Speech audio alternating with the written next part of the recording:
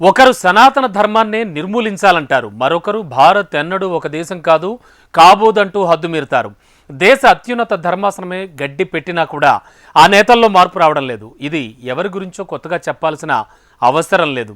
తమిళనాడు అధికార పార్టీ విపక్ష కూటమిలో కీలక పాత్ర పోషిస్తున్న డిఎంకే గురించి తాజాగా పార్టీ నేత ఎంపీ ఏ రాజా హద్దు మీరి చేసిన వ్యాఖ్యలు దుమారానికి దారితీస్తున్నాయి.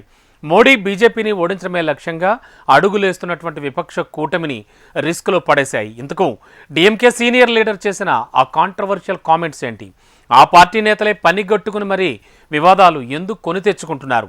వరుస వివాదాలు తమిళనాట లెక్కలను మార్చబోతున్నాయా? రాజకీయ విమర్శల్లో ఆ పార్టీ లీడర్ల రూటే సెపరేటు. கொசு, டெங்கு காய்ச்சல், மலேரியா, கொரோனா இதையெல்லாம் நம்ம எதிர்க்க கூடாது, ஒழித்து கட்ட வேண்டும். அப்படிதான் இந்த சனாதனம். వివాదాలను సృష్టించడంలోనూ ఆ నేతల స్టైలే వేరు. So India is not a country, it is a subcontinent. అప్పుడు ఉదయనిధి, ఇప్పుడు రాజా ఎందుకలా?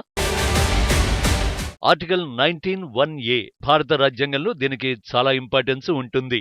ఎందుకంటే వాక్ స్వాతంత్ర్యం, భావ వ్యక్తీకరణ స్వేచ్ఛను పౌరులకు కల్పించే హక్కు దీని ద్వారానే ఇచ్చారు. అయితే ఈ హక్కును సామాన్యులు ఎంతవరకు వినియోగించుకుంటున్నారో చెప్పడం కష్టమే. కానీ కొందరు పొలిటీషియన్లు మాత్రం ఆర్టికల్ 19 ని ఇష్టం వచ్చినట్టు వాడేస్తున్నారు. వాళ్లలో దేశంలోనే మొదటి స్థానంలో ఉండేది తమిళనాడులోని అధికార పార్టీ డిఎంకే నేతలే. గత ఏడాది ఏకంగా సనాతన ధర్మాన్ని నిర్మూలించాలని ఉదయనిధి స్టాలిన్ చేసిన వ్యాఖ్యలు ఏ స్థాయిలో వివాదం రేపాయో కొత్తగా చెప్పాల్సిన అవసరమే లేదు. రీసెంట్ గా సుప్రీంకోర్టు సైతం ఉదయనిధి వ్యాఖ్యలపై తీవ్ర అసహనాన్ని వ్యక్తం చేసింది. సనాతన ధర్మంపై చేసిన వ్యాఖ్యల కేసుకు సంబంధించిన స్టాలిన్ వేసిన పిటిషన్పై విచారణ సందర్భంగా ఆయన తీరును తీవ్రంగా తప్పుబట్టిన సర్వోన్నత న్యాయస్థానం పరిణామాలు ఎలా ఉంటాయో తెలిసి కూడా అలా మాట్లాడటం ఏంటని ప్రశ్నించింది. ఇది జరిగి గంటలైనా గడవక ముందే ఆ పార్టీ నేత మరో వివాదానికి తెరలేపారు. இந்தியா நாடல்ல, இந்தியா துணை கண்டம், சப்கான்டினென்ட். என்ன காரணம்? இங்க தமிழ் ஒரு தேசம் ஒரு நாடு, மலையாளம் ஒரு மொழி ஒரு தேசம் ஒரு நாடு, ஒரியா ஒரு தேசம் ஒரு மொழி ஒரு நாடு. அப்ப இத்தனை தேசிய இனங்களையும் சேர்த்தால் India. So India is not a country, it is a subcontinent. ఈయన పేరు కె రాజా, డిఎంకే సీనియర్ లీడర్, ఎంపీ కూడా. అలాంటి అత్యున్నత స్థానంలో ఉన్న వ్యక్తి హద్దు దాటారు. మదురైలో జరిగిన ఓ కార్యక్రమంలో ఆయన మాట్లాడుతూ భారత్ ఎన్నడూ ఒక దేశంగా లేదని, వివిధ ఆచారాలు సంస్కృతులతో కూడిన ఒక ఉపఖండం అన్నారు. ఒక దేశం అంటే ఒక భాష, ఒక సంప్రదాయం, ఒక సంస్కృతి ఉంటుంది. అలాంటి లక్షణాలు ఉంటేనే ఏదైనా ఒక దేశం అవుతుంది అని వ్యాఖ్యానించారు. భారత్ ఒక ఉపఖండం ఎందుకంటే తమిళం అనేది ఒక జాతి, ఒక దేశం. అదేవిధంగా మలయాళం ఒక భాష, ఒక జాతి, ఒక దేశం.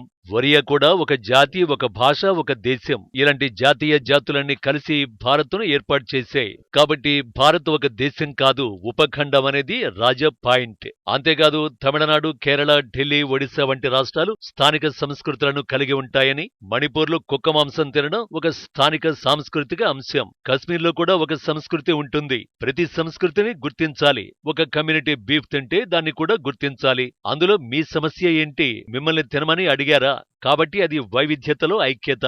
మనలో ఉన్న భిన్నత్వాలను గుర్తించాల్సిన అవసరం ఉన్నదని అడ్డగోలు వాదన చేశారు. డిఎంకే నేత అక్కడితో కూడా ఆగలేదు. జై శ్రీరామ్, భారతమాత అనే బీజేపీ సిద్ధాంతాలను తమిళనాడు ఎన్నటికీ అంగీకరించబోదని సంచలన వ్యాఖ్యలు చేశారు. ఆ మాటకొస్తే సదరు డిఎంకే నేత చెప్పాలనుకున్న అసలు పాయింట్ ఇదే. లోక్సభ ఎన్నికల తర్వాత తమిళనాడులో డిఎంకే ఉండదని ప్రధాని మోడీ చెబుతున్నారని, అలాంటప్పుడు భారతదేశం కూడా ఉండదు అనేది రాజా మాట. తాను ఇలా ఎందుకు చెబుతున్నానో వివరిస్తూ బీజేపీ రాజ్యాంగాన్ని నిర్వీర్యం చేయాలని చూస్తోందని ఆరోపించారు.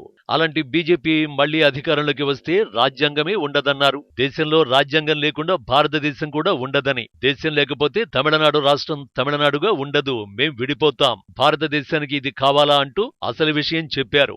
ఈ వ్యాఖ్యలే ఇప్పుడు రచ్చ రేపుతున్నాయి. సనాతన ధర్మాన్ని నిర్మూలించాలంటూ ఉదయనిధి చేసిన రచ్చ తర్వాత రాజా వ్యాఖ్యలు దేశ రాజకీయాల్లో రీసౌండ్ ఇస్తున్నాయి. రాజా ఈ స్థాయిలో రెచ్చిపోయిన తర్వాత కమలం పార్టీ మాత్రం ఎందుకు కాముగా ఉంటుంది? हिंदी को गाली निकालते हैं, हिंदुस्तान को खत्म करने की बात करते हैं, टुकड़ों टुकड़ों में देखते हैं, टुकड़ों टुकड़े गैंग का समर्थन करते हैं. ये वो लोग हैं जो अपने राज्यसभा के सांसद जीतने के बाद पाकिस्तान जिंदाबाद के नारे लगाते हैं. ये वो लोग हैं जो भारतीय संस्कृति को कुचलने की बात करते हैं. बनाते तो इंडी गठबंधन है, लेकिन इनका घमंड अहंकार बाहर निकलकर आता है. हम तो भारत को एक सशक्त देश बनाने की दिशा में और विकसित भारत बनाने की कल्पना करते हैं। రాజా వ్యాఖ్యలపై కమలం కౌంటర్ ఇదే. మంత్రి అనురాగ్ ఠాకూర్ నుంచి మాజీ మంత్రి రవిశంకర్ ప్రసాద్ వరకు డీఎంకే ఎంపీని విపక్ష కూటమిని ఏకిపారేశారు. ఇది మావోయిస్టు సిద్ధాంతమని ఆగ్రహం వ్యక్తం చేశారు. సనాతన ధర్మాన్ని నిర్మూలించాలని గతంలో డీఎంకే మంత్రి ఉదయనిధి స్టాలిన్ వ్యాఖ్యానించారని, ఇప్పుడు రాజా తన వ్యాఖ్యల ద్వారా దేశ విభజనకు పిలుపునిస్తున్నారని BJP IT wing in-charge Amit Malviya ఆగ్రహాన్ని వ్యక్తం చేశారు. రాజా వ్యాఖ్యలపై కాంగ్రెస్ సహా ఇండియా కూటమి నేతలు ఎందుకు మౌనం పాటిస్తున్నారని ప్రశ్నించారు. రాజాను అరెస్ట్ చేయాలని తమిళనాడు బీజేపీ అధికార ప్రతినిధి నారాయణ్ సీఎం స్టాలిన్ ను డిమాండ్ చేశారు. తమిళనాడు బీజేపీ చీఫ్ అన్నామలై సైతం యాక్షన్లోకి దిగిపోయారు. దీంతో ఈ వ్యవహారంపై వివరణ ఇచ్చుకోవలసిన పరిస్థితి కాంగ్రెస్ కు ఎదురైంది.